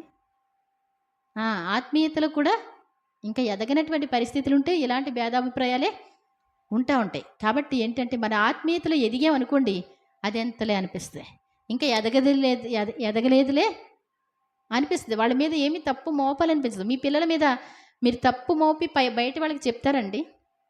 మీ ఆయన గారి మీద తప్పు మోపి ఎదటి వాళ్ళకి చెప్తారా? అంటే అర్థం ఏంటి? నా కుటుంబం, నా పిల్లలు, నా భర్త, నా ప్రేమ ఉంది కాబట్టి. మరి ఎదటి వాళ్ళదైతే ఏం చేస్తారు? అందరికి చెప్పాలనిపిస్తుంది. అంటే ఇంకా ఆత్మీయతలో ఎదుగుదల లేదు అని. నీ కుటుంబం కోసం నువ్వెలా అనుకుంటున్నావో, నీ పిల్లల కోసం, ఏమండి, నీ పిల్లల్ని ఎలా ప్రేమిస్తున్నావు, ఎదటి వాళ్ళకు కూడా అలాంటి ప్రేమను పంచినప్పుడే అసలైన ఆత్మీయతలో ఎదిగినట్టు. అంతేగాని క్రైస్తవ జీవితం అంటే వారం వచ్చేసి, ఏమండి, వారానికి 2 సార్లు ఉపవాసం ఉండి, ఏమండి, పేదల పోషణ కొరకు ఆస్తి ఇచ్చేస్తున్నానండి, నాకు ఉన్నదంతా ఇచ్చేస్తున్నానండి, ఇవన్నీ కాదండి. ఎలా? సమయోచితంగా మనకి కనబడినటువంటి సమస్యలల్లా మనం ఎలా సొంతోళ్ళు ఎలా చేస్తారో అలా బాధ్యత కొంచెం వహించాలి. కష్టమైనా సరే మనం ఏం చేయాలి? వాళ్ళకి ప్రేమ చూపించాలి. కాబట్టి ప్రేమ, విశ్వాసము, నిరీక్షణ కాగా, విశ్వాసము, నిరీక్షణ, ప్రేమ, ఈ 3ను నిలుచును, వీటిలో శ్రేష్టమైనది ప్రేమయే. అసలు విశ్వాసం కోసమే చెప్దాం అనుకున్నా, కానీ శ్రేష్టమైన దానికోసం మనం ఇంకా తెలుసుకోవడం మంచిది కదా. విశ్వాసం లేకపోతే అసలు జీవితమే లేదండి. అర్థమవుతుందండి? విశ్వాసం లేకుండా, ఒక నమ్మకం అనేటువంటిది లేకుండా రాజ్యాలు జయించలేదు. ఏమంటే జయ జీవితం కావాలి అంటే విశ్వాసం కావాలి. విశ్వాసానికంటే, జయ జీవితాల కంటే, అన్నిటికంటే మించింది ఏంటో తెలుసా? ఏంటండి? ప్రేమే. యేసు ప్రభు దగ్గరికి వచ్చి, ఏమండి, రూల్స్ రెగ్యులేషన్స్ ఏమి లేవండి. వచ్చారు, రోగులు వచ్చారు, ఏమండి, ఏం చేశారు వాళ్ళు? అయ్యా తగ్గించుకొని అడిగారు. ఇది చేయగలనని నమ్ముచున్నావా? నమ్ముచున్నానయ్యా. అంతే విశ్వాసం. వెంటనే వాళ్ళకి కార్యం జరిగిపోయింది. దానికోసం ఏమన్నా ప్రయాసపడ్డారా? ఏమండి, దేవుని దగ్గరికి రాకపోతే జరుగుతాయా? మరి దేవుని దగ్గరికి రావాలా వద్దా? చాలామంది అంటూ ఉంటారు, ఏమండి, మొత్తం తగ్గిపోయాక వస్తామండి అంటూ ఉంటారు. వస్తామండి అంటూ ఉంటారు. రారు. మందిరానికి ఒక్కసారి తీసుకురండి, బ్రతుకుతారండి అని చెప్తాను. నేను ఎంతో ముచ్చటగా చెప్తాను. నేను అన్నీ చూసుకుంటానండి, ప్రతిదీ కన్వీనియంట్గా చూసుకుంటాను. ఒక్కసారి తీసుకొస్తే బ్రతుకుతారని ఆశపడతాం. కానీ ఏం చేస్తారండి వాళ్ళు? ఎంత హాస్పిటల్ అయినా తిప్పుతారు, కానీ దేవుని దగ్గరికి రాలేదు. దేవుని దగ్గరికి వస్తే ఏమైపోతారు వాళ్ళు? స్వస్థపరచబడతారు. దేవుని స్తోత్రం చెప్దాం. కాబట్టి ఏంటంటే, దేవుని దగ్గరికి వచ్చిన తర్వాత సింపుల్గా ఆయన నమ్మితే చాలు, విశ్వాసంలో ఆయన దేవుడని అర్థమయ్యి ఆయన దగ్గరికి వస్తే ఇక్కడ బాగవుతాం అంటే ఏమైపోతారు? బాగా అయిపోతారు. వీటన్నిటికంటే విలువైందంట ప్రేమ అంట. ప్రేమ కావాలి మనకి. ప్రేమకి ఏమండి ఈ డంబాలకి సంబంధం అనేటువంటిది లేదు. కాబట్టి ఏంటంటే ఎక్కడో భక్తి నేర్చుకుందాం. ఏమనుకుంటారు అందరూ? చిన్నప్పుడు ఏమనుకుంటాం? ఎక్కడికో వెళ్ళి నేర్చుకోవాలనుకుంటాం. ఇవన్నీ ఇలాగ నేర్చేసుకోవాలి, అది నేర్చుకోవాలి, ఇది నేర్చుకోవాలి, ఇది నేర్చుకోవాలి. అన్నీ అర్థమైన తర్వాత ఏమనిపించిందో తెలుసా? ఇక ప్రేమ ఒకటి నేర్చుకుంటే ఏమండి మన ప్రవర్తన సరి చేసుకుంటే ఎంతకంటే, అవునా కదా? మనుషుల్ని సంతోషపెట్టడమో లేకపోతే పెద్ద పేరు తెచ్చుకోవడమో ప్రయాసపడడమో, ప్రయాస కాదా అండి? ఎంతో కష్టపడాలి మనిషి, ఎంతో ప్రయాసపడాలి. వాటి వల్ల ప్రయోజనమా అంటే నీకు ప్రయోజనం, దేశానికి ఒక మంచి పేరు తెచ్చారు అంటారు. దానివల్ల ఒక నరకానికి వెళ్ళకుండా ఒక ఆత్మ రక్షింపబడేటువంటి పరిస్థితి ఏమీ లేదు. కాబట్టి ఏంటంటే మరి అన్నిటికంటే విలువైంది ఏంటి అంటే దేవుని ప్రేమ. దేవుని స్తోత్రం చెప్దాం. దేవుని ప్రేమ మనల్ని బలవంతం చేస్తుంటండి. దేవుని ప్రేమతో ఉన్నవాళ్ళు ఏం చేస్తారు? దేవుణ్ణి ప్రకటించకుండా మానలేరండి. ఈ లోకంలో అత్యున్నతమైనటువంటి మరి ప్రాముఖ్యమైన విషయం అంటే ఏంటి? యేసు ప్రభుని తెలియచేయడమే. ఇంకంతకంటే రక్షణ ఇంకోటి లేదు. ఒక పెద్ద ఆఫర్ ఉందనుకోండి, అప్పుడు ఏం చేస్తారు ఏమండి? ఒక మంచి లాటరీ ఒక 10 రూపాయలు కడితే మీకు ₹1,00,000 తగులుతుందంట అంటే ఏం చేస్తాం? మీ చుట్టాలందరికీ మీరే రాసేస్తారు కదా ఏమండి? పోతే పోయిన ఒక ₹1000 100 మందికి రాసి పడేద్దాం. ఎవరి పేర్లు రాస్తారా రాయరా? ఎవడొకడు తగిలినా పర్లేదు. ఏమండి? రాస్తారా రాయరండి? మనకెందుకులే అనుకుంటారా? మరి యేసుప్రభు ఉచిత రక్షణ, అందరూ రక్షింపబడాలనే కోరిక మనకు కనబడితే ఏం చేయాలి? తప్పకుండా మరలా అవకాశం వస్తుందో రాదో తెలియదు. మన ప్రక్కన కూర్చున్న మనిషి మరలా ఉంటారో లేదో తెలియదు. వాళ్ళ కోసం ఏం చేయాలి? మనం ఏం చెప్పాలి? ఏం చెప్పాలండి? యేసుప్రభుని నమ్ముకోండి. ఈ లోకంలో ఎంతకాలమో బ్రతుకుతామో లేదో తెలియదు. కొంతమంది కోపం వస్తుంది ఈ మాటలు చెప్తే. మరి మన చర్చికి వస్తారు కదా, ప్రసాద్ ఉన్నాడు కదండి, రాధికాళ్ళ ఆయన గారితో పాటు వస్తాడు ఇంకొక అతను. వాళ్ళ నాన్నగారికి క్యాన్సరు 4th స్టేజ్కి వచ్చేసింది అది అన్నారు. నేను అన్నాను రోగం సమస్య కాదండి, ముందు ఏమండి ముందు బాప్తిసం తీసుకోవాలి మీరు, తర్వాత రోగం కూడా చూద్దాం. మనం చనిపోయామనుకోండి నరకం ఉంది, యుగాలు భయంకరమైంది. ఒకవేళ మీరు బాప్తిసం తీసుకున్నారనుకోండి, దేవా నేను నమ్ముతున్నాను అన్నారనుకోండి, పరలోక రాజ్యం వెళ్ళిపోతాం. ఒకవేళ బ్రతికితే క్యాన్సర్ లేకుండా బ్రతుకుతారు సంతోషంగా. ముందు అవశ్యమైంది ఏంటి? మీకు కావాల్సింది ఆ ఫోను పక్కకి ఇచ్చినట్టు అర్థమైంది నాకు. తర్వాత మాట్లాడారు, తర్వాత మళ్ళీ ప్రార్థన చేయించుకున్నారు. కానీ వాళ్ళ ఇంట్లో వాళ్ళు అన్నారంట, ఆయన బ్రతికినా చచ్చిపోయినా మేము యేసు ప్రభుని నమ్ముకోం. ఏమన్నారంటండి? ఏమండి? మరి అప్పుడన్నా అర్థం అవ్వాలిగా ఆయనకి, వీళ్ళు నా కోసం ఏమి చేయనంటున్నారని ఆయనకి అర్థం అవ్వాలా వద్దా? ఆయన చేస్తే చచ్చాడు, బ్రతికితే బతికాడు. ఏమండి?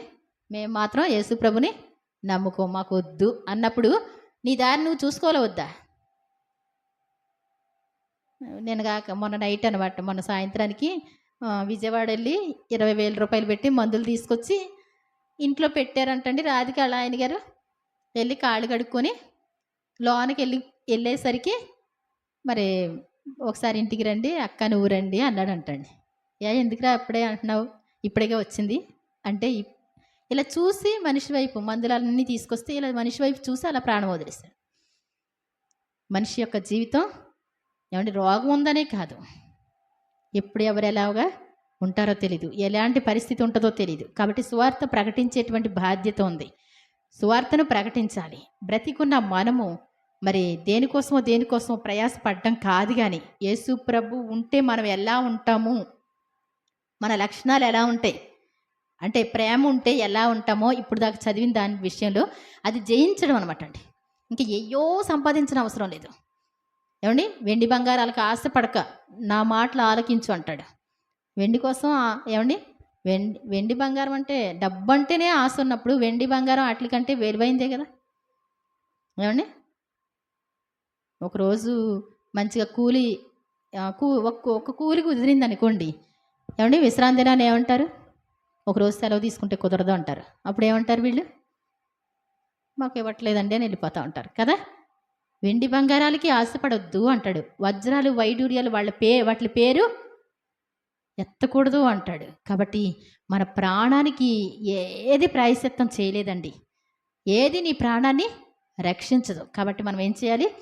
పరలోక రాజ్యానికి వెళ్తానా లేదా, అసలు నేను చేసే పనులు కరెక్టా కాదా అనేటువంటి ఆలోచన లేకపోతే మాత్రం, ఏమండి కొంతమందికి ఎలా ఉంటుందంటే నా మైండే కరెక్ట్, ఎదటి వాళ్ళది ఏది నచ్చదు, ఇంకా ఏమండి ఎదటి వాళ్ళది ఏది కూడా నచ్చదు, అందరూ నా మాట వినాలి, నాకులాగానే ఉండాలి. ఏమండి బాగుంటుందండి అది. ఎవరిష్టాలు వాళ్ళకు ఉంటాయి కదండి. నువ్వు ఇదే తినరా అన్నావు అనుకోండి, వాడికి నచ్చదు పాపం. కాబట్టి మనం ఏం చేయకూడదు? ఎవరిని ఇలాగే ఉండండి అనకూడదు. వాక్య ప్రకారం యేసు ప్రభులా ఉన్నామా లేదా, వాక్య ప్రకారం ఉన్నామా లేదా, వాక్యం అని అద్దం ముందుకు వెళ్ళినప్పుడు అలా ఉన్నామా లేదా. అప్పుడు ఆది సంఘంలో అంటాడు ఏక హృదయం ఏక ఆత్మ అంట. ఏక హృదయం ఏక ఆత్మ వస్తే ఏమవుద్దండి? మీరు ఎలా మాట్లాడతారో ప్రక్కన వాళ్ళు కూడా అలాగే మాట్లాడతారు. అందరూ ఒకేలా మాట్లాడినప్పుడు సంఘం ఎలా ఉంటుంది? ఏమండి నేను ఉన్నాను అనుకోండి, ఏమండి ఏదైనా చిన్నది ఇలా పాగుతుంది అనుకో, అప్పుడు ఏం చేస్తాను? ఇలా అంటాను కదా. ఎందుకని? నా శరీరం నాకు చెప్పింది, నా మైండ్కి వెళ్ళింది, నా చెయ్య దాన్ని వెంటనే గమనించింది, నేను చూసుకుంటున్నాను. అదే కనుక ఏమంటే ఈ చెయ్యి చచ్చిపడిపోయింది అనుకోండి, దీంట్లోకి రక్త ప్రసరణ లేదనుకోండి, ఇక్కడ పాగుతుంది అనిపిస్తే ఏమనిపిస్తుంది? అది చెప్పినప్పుడు కూడా మైండ్ కూడా స్టడీ లేదనుకోండి, మైండ్కి కూడా సరిగా అర్థం కాదనుకోండి, ఒక ప్రక్కన కుళ్ళిపోతున్నా తెలియదు, ఒక పక్కన ఏదైనా తినేసినా తెలియదు, ఒక ప్రక్కన అంటే సంఘంలో కూడా మనుషులు ఎలా కొంతమంది చచ్చుబడిపోయిన పరిస్థితిలో ఉన్నారనుకోండి, ఏమైపోద్ది? ఒకవేళ చచ్చుబడిపోతే బాగానే ఉంటుందండి శరీరంలో. ఏమండి వేలు కూడా ప్రాముఖ్యమైందా కాదా? జుట్టు కూడా ప్రాముఖ్యమైందా కాదా? ఏది చూసినప్పుడు కూడా, ఒక కన్ను ఉందనుకోండి, కన్ను బాగానే ఉంది, మసక బారితే ఎలా ఉంటుంది? మనం అందరం అంటండి అవయవములంట, క్రీస్తుకు అవయవాలు.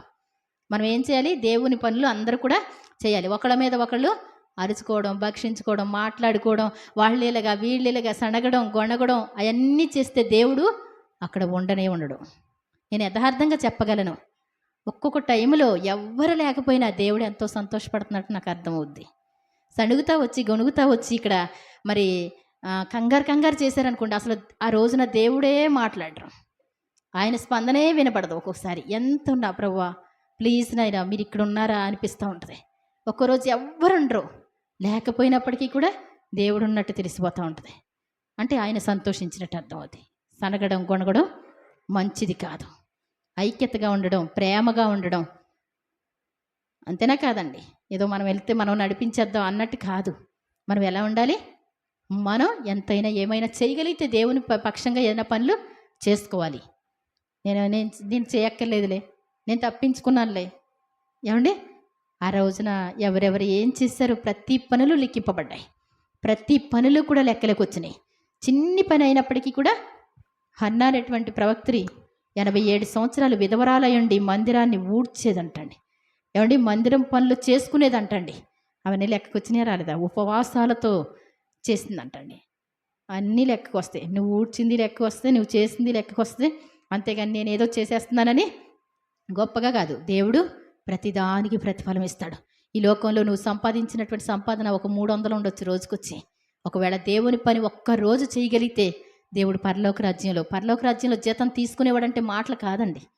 ఏమండి పరలోక రాజ్యానికి వెళ్ళేవాడే గొప్పవాడు. అక్కడ కూడా దేవునితో మరి ప్రతిఫలం పొందగలిగిన వాళ్ళు ఉంటే మాటలండి, అవునా కాదా? వట్టి చేతులతో నిలబడడానికి మనం ఇష్టపడొద్దు. కానీ దేవుని పని ఏ చేసినప్పటికీ కూడా మీరు చేసుకునే పనుల్లోనే చేయొచ్చు.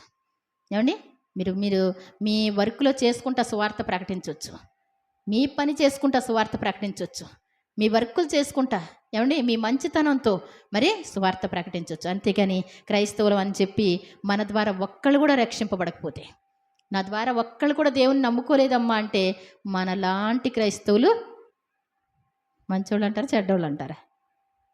ఏమండి మన మంచితనాన్ని చూసి ఏమవ్వాలి? మళ్ళీ ఛాన్స్ ఉంటుందో లేదో మనకి తెలియదు. ఏమండి? కాబట్టి మన సువార్త ప్రకటించడమే కాదు, మనం సహాయం చేస్తే ఏం చేయాలి? వాళ్ళు దేవుణ్ణి నమ్ముకోవాలి. వాళ్ళ యొక్క వ్యసనాల కంటే దేవుడు మంచివాడని వాళ్ళకి అర్థం అవ్వాలి. అందుట్లోనే సంతోషం ఉందని అర్థం అవ్వాలి. ఒకసారి సరి వాళ్ళ ఇంటికాడ వైరింగ్ చేయడానికి ఒక అబ్బాయి వచ్చాడండి. అబ్బాయి వచ్చిన తర్వాత నాకు ఎంతో తెలుసు అనుకుంటున్నాడు, అయ్యో మాట్లాడుతూ ఉన్నాడు. ఏమండి? పాస్టర్ గారు ఉంటారండి, అతనికి రూపాయి ఇస్తే తీసుకోడంటండి అన్నాడు. అవునా? ఏమండి? పాస్టర్ గారికి రూపాయి ఇస్తే తీసుకోడంటండి. ఏమండి?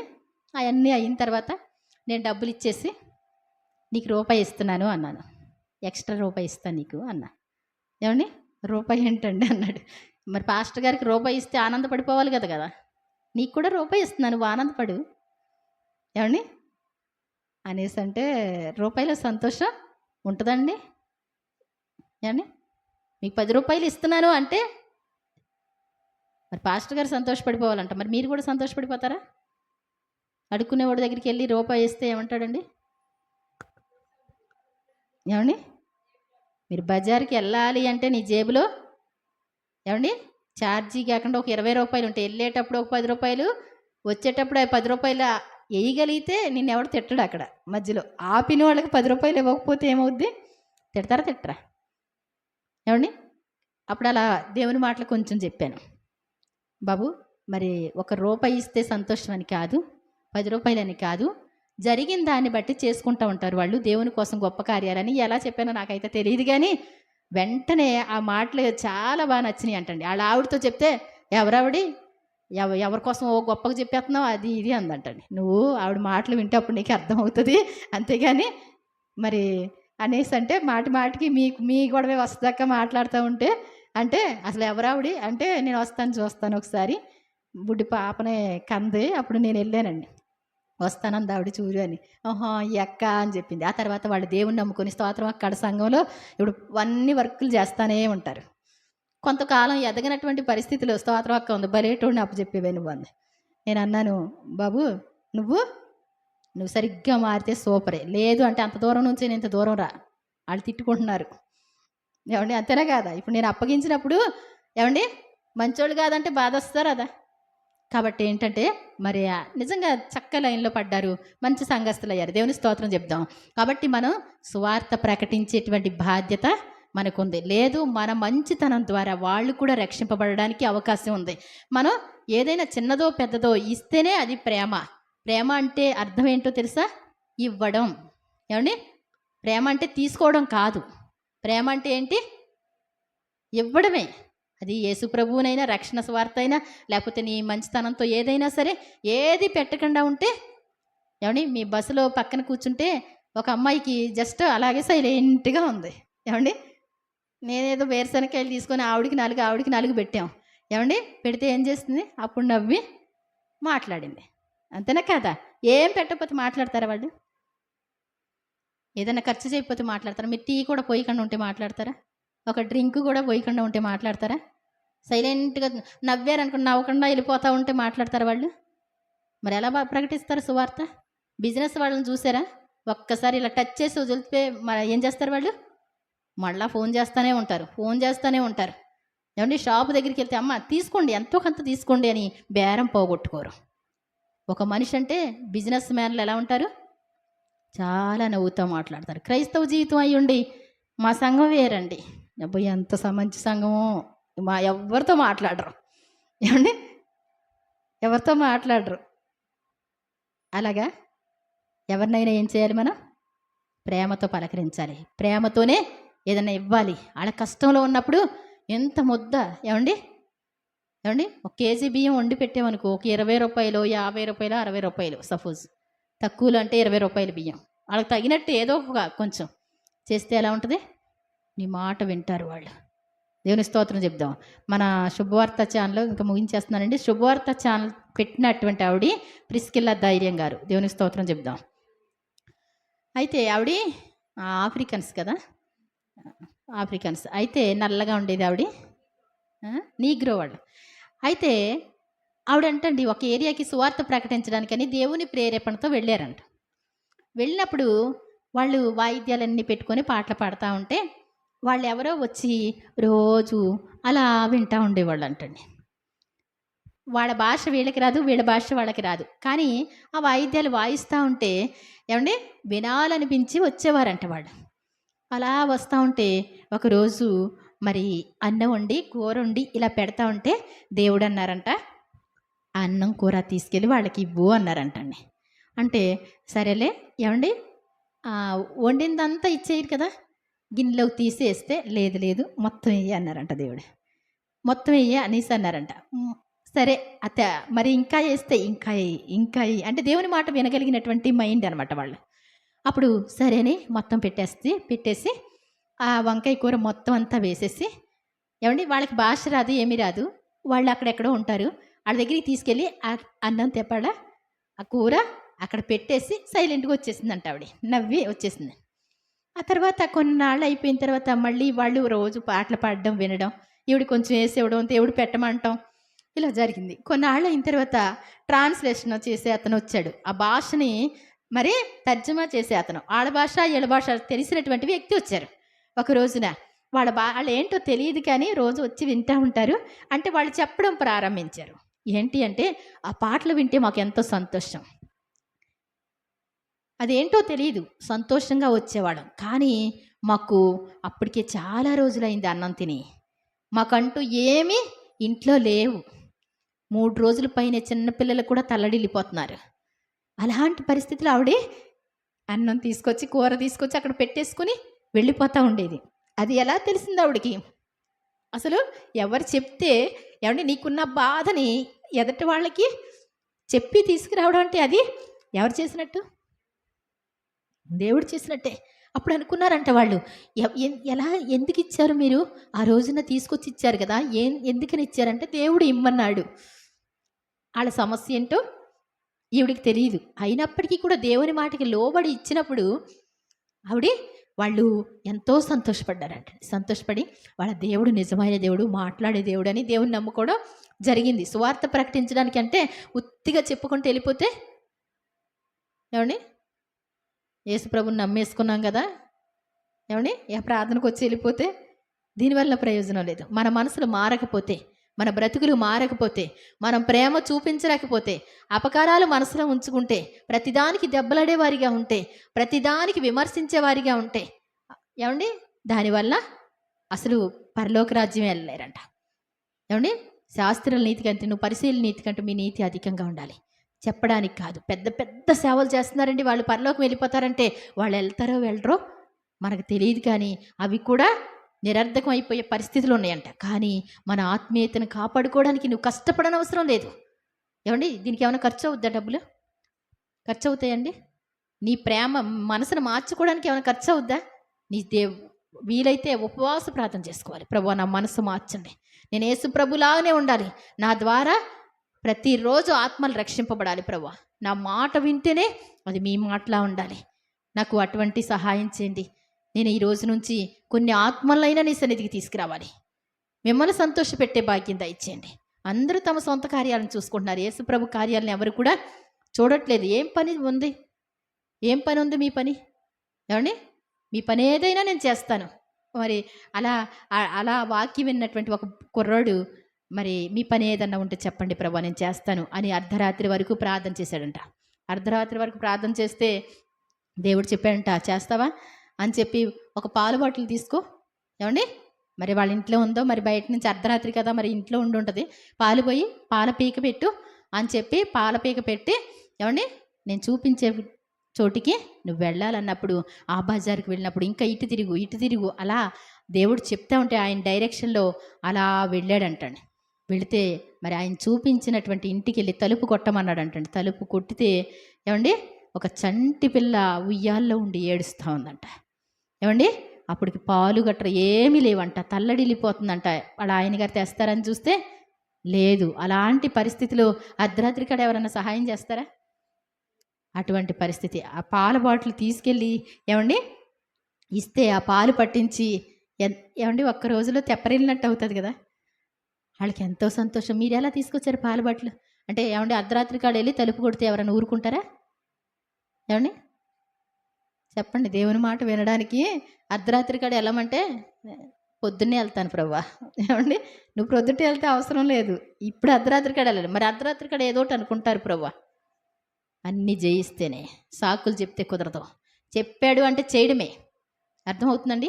ఒక అతను మరి 2ంటికి సువార్త కూటం ముగించి 12 గంటలకి 2ంటికి ఇంటికి వచ్చాడంటండి. 2ంటికి ఇంటికి వస్తే దేవుడు అన్నాడంట, ఫలానా వ్యక్తి దగ్గరికి ఒక్కసారి వెళ్ళు అన్నాడంట. ప్రభువా, కదిలే పరిస్థితి నాకు లేదు. 2 అవుతుంది, ప్రొద్దుటే వెళ్తాను ప్రభువా. లేదు, ఇప్పుడే వెళ్ళాలి. లేదు ప్రభువా, కదలడానికి కూడా ఓపిక లేదు నాకు. చాలా కష్టంగా అనిపిస్తుంది. పరిశుద్ధాత్ముడు అంటున్నారంట, వెళ్ళు, ఒకసారి వెళ్ళు. నిజంగా జరిగినటువంటి విషయాలు. నువ్వు ఒక్కసారి వెళ్ళాలి వాళ్ళ ఇంటికి అని చెప్తే, నేను అస్సలు వెళ్ళలేను ప్రభువా. 3 సార్లు చెప్పి ఊరుకున్నారంటండి. ఊరుకున్న తర్వాత మరి ప్రొద్దుటే బయలుదేరి వెళ్తే మరి తెల్లవారుజామున 5 గంటలకి ఆయన ఊరేసుకొని చనిపోయాడండి అని ఇంటి చుట్టూ జనం ఊగిపోయారంట. ఏమండి? అతను వెళ్తే ఎలా ఉండండి? అతని బాధ ఏంటో అర్థం చేసుకుంటే అతను బ్రతుకును కదా. మనం దేవుని మాట వినగలిగిన వారిగా, దేవునికి నేను నేను నేను ఉన్నాను ప్రభువా, మీరు ఏదైనా మాట సెలవివ్వండి, నేను చేస్తాను అనేవారిగా మనం ఉంటే, ఏమండి, ఆయన పని చెప్తారు ఏదో ఒకటి. కాబట్టి ప్రార్థన చేసుకొని బయలుదేరాలి. ప్రార్థన చేసుకొని పనులు చేయాలి. ప్రభువా, నేను ఎవరికైనా సువార్త ప్రకటించాలి. ఎటువంటి వాళ్ళైనా, నా మీద కోపంగా ఉన్న వాళ్ళైనా నా మాట వింటే మిమ్మల్ని నమ్ముకోవాలి. అలాంటి మనసు నాకు ఇవ్వండి అని ప్రార్థన చేస్తే, నీకున్నటువంటి ఆయుధం ఏదో ఒకటి, నువ్వు ఏదో ఒకటి పెడితే వాళ్ళని ఏం చేస్తావు? ఒక ఆత్మ అంటే చాలా విలువైంది. కాబట్టి ఆత్మను రక్షించుకుంటే కనుక, ఏదో నాకు ఒక 100 రూపాయలు కష్టం అయిపోతుంది, నేను నష్టపోతున్నాను కాదు. 100 రూపాయల ద్వారా ఏమవుద్ది? వాళ్ళకి సువార్త ప్రకటించే అవకాశం దొరుకుతుంది. ఎవరికైనా సరే సహాయం చేయడం ద్వారా. కాబట్టి మనకున్న దాన్ని ప్రేమ ద్వారా అనేకులను సంపాదించుకొని పరలోక రాజ్యంలో ధనవంతులుగా ఉందాం. ఈ లోకంలో మరి ప్రయాసపడని అవసరం లేదు. ఈ లోకం కోసం అయితే దేవుడు పోషిస్తాడు. అన్ని జనులు వీటన్నిటి విషయమై విచారిస్తారు. ఏం తింటామో, ఏం త్రాగుతామో, ఏమి ధరించుకుంటామో అనేసి అవన్నీ ఎవరంటండి? అన్యజనులు విచారిస్తారు. నేను చచ్చిపోయిన తర్వాత కూడా ఏం చేయాలి? ఇవన్నీ పెట్టుకోండి అనేసి అన్నీ సిద్ధపరచాలి కదా. ఇది సాంప్రదాయం లెక్క. కానీ మనం మరి దండులోకి వెళ్ళేవాడు, ఏమండి, మిలిటరీ మ్యాన్గా వెళ్ళేవాడు ఏమైనా పట్టుకెళ్తాడా? యుద్ధానికి వెళ్ళేవాడు ఏమైనా పట్టుకెళ్తాడా? బ్యాగ్ తీసుకెళ్తాడా? బట్టలు పట్టుకొని? ఏమండి, ఆహారం ఏమైనా పట్టుకెళ్తాడా? ఏం పట్టుకెళ్ళరు. ఏమండి, బయలుదేరిపోతారు. అలాగే మనం కూడా, ప్రభువా, నీకోసం ఈరోజు ఏ పని చేయను అని అడుగుదాం. దేవుడి కోసం మనం కష్టపడి మరి దేవుని కోసం పనులు చేసేవారిగా దేవుడు మనల్ని ఏర్పాటు చేస్తాడు. దేవుని సన్నిధిలో మరి సంతోషించడాన్ని బట్టి దేవుడు ఎంతో ఆనందపడతారు. దేవుడు తన పరిశుద్ధ వాక్యాన్ని దీవించునుగాక. ఈ రోజు నుంచి మళ్ళీ మనం పరీక్షించుకుందాం. ప్రేమ కలిగి ఉండమండి. ప్రేమ కలిగి ఉంటే బాగుంటుందా? కోపాలతో ఉంటే బాగుంటుందా? ఏమండి? మరి అందరినీ క్షమించకపోతే వాళ్ళని దేవుడు మనలోకి రాలేరు. క్షమించి మాట్లాడండి ఎవరితోనైనా. మీకు కోపంగా ఉన్న వారికి, మా తాతయ్య గారు ఉండేవారు కదా. ఏమండి, మా తాతయ్య గారు ఏం చేసేవారో తెలుసా? ఎవరి మీద అన్నా కోపం ఉందనుకోండి, తాతయ్య ఇలా చేశారు, అలా చేశారు అన్నాం అనుకోండి, ఏమనేవారు? వెంటనే మరి కొట్టు దగ్గరికి వెళ్ళేవారు. కొట్టు దగ్గరికి వెళ్ళి ఏం చేసేవారు? బఠానీలు కేజీ, మిర్చిరి కేజీ, ఇంకోటి ఏదన్నా కేజీ 4 పొట్లాలు పట్టుకో, ఈ పొట్లాలన్నీ పట్టుకో అంటే నేర్పించడం కాబోలు, మనకు తెలియదు, ఇప్పుడు అర్థమవుతుంది నాకు. అవన్నీ పట్టుకో, వాళ్ళ దగ్గరికి వెళ్ళి వెళ్తాం నడు అనేసి తీసుకెళ్ళేవాడు. తీసుకెళ్ళి ఏం చేసేవారు? మా అమ్మాయి అండి, మా మనవరాలండి, చిన్నది కదండి, కోపం ఉంటుందండి. ఏమనేవాడు? కోపం ఉంటుందండి. కాబట్టి క్షమించండి, కోపం ఉంటుంది. అప్పుడు ఇవన్నీ ఇస్తే ఏమైపోద్దండి? అడిగి చల్లబడిపోతాయి కదా నిజంగానే. కాబట్టి మా తాతయ్య గారు అలా నేర్పించేవారు. ఎవ్వరి మీద కోపం ఉండదు. కోపం ఉంటే ఏం చేయాలి నువ్వు? సంతోష్ కుమార్ గారు ఏం చేయాలి? స్వీట్లు 1 కేజీ, మిక్చర్ 1 కేజీ తీసుకెళ్ళి వాళ్ళకి ఇవ్వండి. ఏమని? నేను ఇవ్వలేనండి అంటే మీరు దేవుణ్ణి ఏం చేసినట్టు? దేవుని మాటను ధిక్కరించినట్టు. అవునా కాదా? మీకు నచ్చింది ఏదన్నా ఉంటే, కోపం ఉన్న వాళ్ళకి చేపలు, ఏమండి, చికెను, లేకపోతే మీరు పప్పులు ఏమైనా పట్టుకెళ్ళండి. కోపం ఉన్న వాళ్ళకి వండుకో అమ్మ, చానాళ్ళు అయింది అని చెప్పి ఇవ్వండి. ప్రేమతో మరి అది దేవుణ్ణి ఏం చేసినట్టు? సంతోషపరిచినట్టు అవుద్ది. దేవుడు మరి సంతోషపడతారు. మనం బ్రతుకు మార్చుకోపోతే దాని ద్వారా సంతోషం అనేటువంటిది లేదు. కాబట్టి మరి సంతోషమేనండి అందరికీ. ఏమండి, జై జీవితం కావాలంటే ఏంటి? ప్రేమ ఒక్కటి ఉంటే అన్నిటినీ జయించేసినట్టు. ప్రేమ లేకపోతే ఎన్నున్నా పరలోకం వెళ్ళవండి. కాబట్టి పరలోక రాజ్యం వెళ్ళటానికి ప్రేమ కలిగి ఉందాం. దేవుడు తన పరిశుద్ధ వాక్యం దీవించునుగాక. చిన్న ప్రార్థనతో ముగిద్దాం. స్తోత్రములు స్తోత్రములు స్తోత్రములు. మమ్మల్ని మిక్కిలిగా ప్రేమించిన మా పరలోక తండ్రి, ఘనమైన మహారాజా, ఘనమైన దేవ, మీకే వందనాలు, స్తుతులు, స్తోత్రాలు చెల్లిస్తున్నాం. ఇంతవరకు నాయన జయ జీవితం కోసం చెప్పాలని నాయన నా మనసును ప్రేరేపించారు. ఆ జయ జీవితంలో అసలైనటువంటి జయం అనేటువంటిది ప్రేమతోనే ఉందని మీరు నాతో మాతో అందరితో సూటిగా మాట్లాడారు. ఈ రోజు నుంచి మాలో ఉన్నటువంటి నాయన ప్రభా, మీకు ఇష్టం లేని కార్యాలన్నీ తొలగించమని ప్రార్థిస్తున్నాను తండ్రి. అపకారాలు మనసులో ఉంచుకోవడం, నాయన ఎదుటి వాళ్ళ పట్ల నాయన మర్యాదగా ప్రవర్తించడం, ఇవన్నీ తీసివేయమని ప్రార్థిస్తున్నాం. ప్రేమతోనే ఉండడానికి నాయన ఎవరి కోసం మేము ఎవరి దగ్గర చెప్పకుండా నాయన ప్రభు ప్రతి విషయంలో క్షమించే మంచి మనసులో మాకు దయచేయమని ప్రార్థిస్తూ నాయన మరి మీ రాజ్యంలో గొప్ప స్థానంలో మేము ఉండాలి ప్రభు. దానికోసం ప్రతిరోజు కూడా దేవుని సన్నిధిలో గడిపేవారిగా నాయన అందరికీ ప్రేమను పంచేవారిగా, సువార్తను ప్రకటించేవారిగా ఉండడానికి మీరే కృప చూపించమని యేసు ప్రభువారి దివ్యనామమున వేడుకుంటున్నాను తండ్రి. ఆమేన్ ఆమేన్.